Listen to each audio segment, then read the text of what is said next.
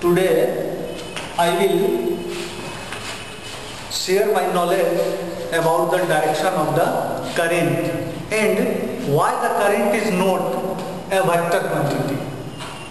First of all, we know that current is a scalar quantity. Current is a scalar quantity. Although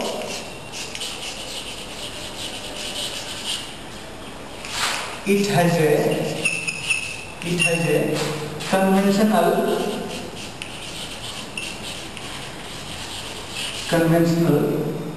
direction.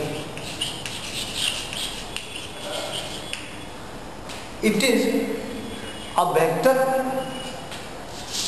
It is not a vector quantity, it is a scalar quantity because it does not obey the law of vector addition. It is a scalar. It is a scalar because it does not obey the law of vector addition.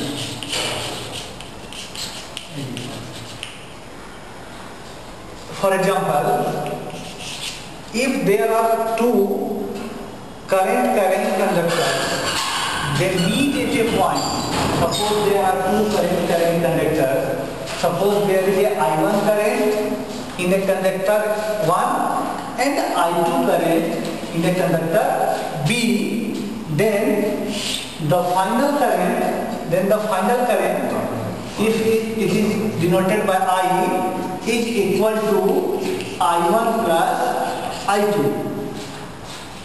There is no clue about the vector addition. If there is any angle, that is, if there is any angle between I1 and I2, it does not depend on the angle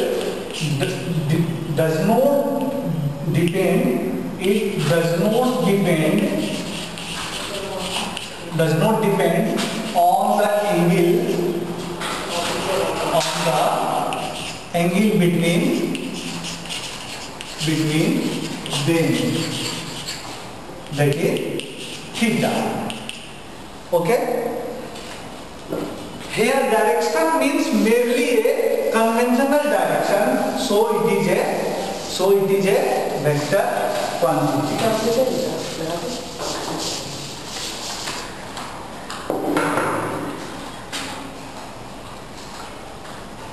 I current is equal to dq by dt.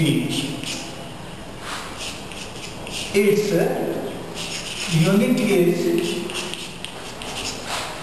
ampere, denoted by letter A. 1 ampere is the current which flows in any cross section in unit time in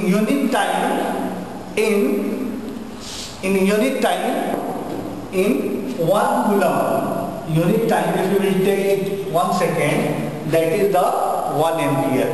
1 ampere is the current which is equal to made up of by 1 coulomb in 1 second. Here we will discuss about the two types of current. There are two types of current. One is called alternating current. One is called alternating current and denoted by A dot C or AC. Another type of current is direct current.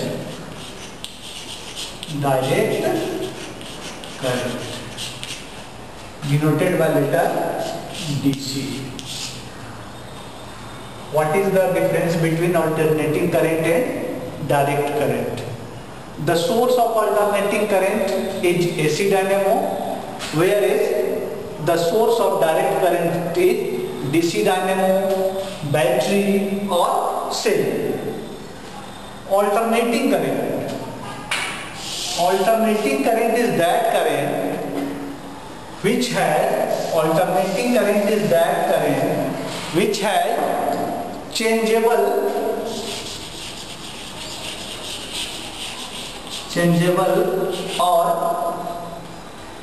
or flexible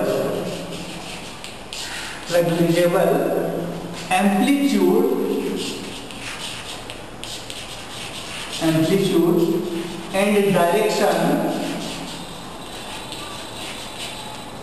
and direction with respect to time. We can see the alternating current in the figure. We can see the alternating current in figure S. If we take time on x-axis, the graph of the alternating current will be as follows, where it is positive half cycle and it is negative half cycle. Its direction is changing and amplitude is changing with respect to time.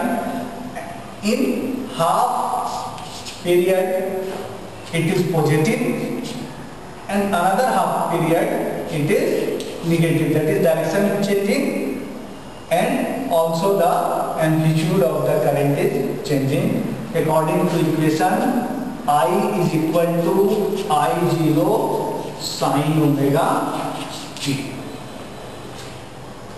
Next day we will discuss about the DC current and its property.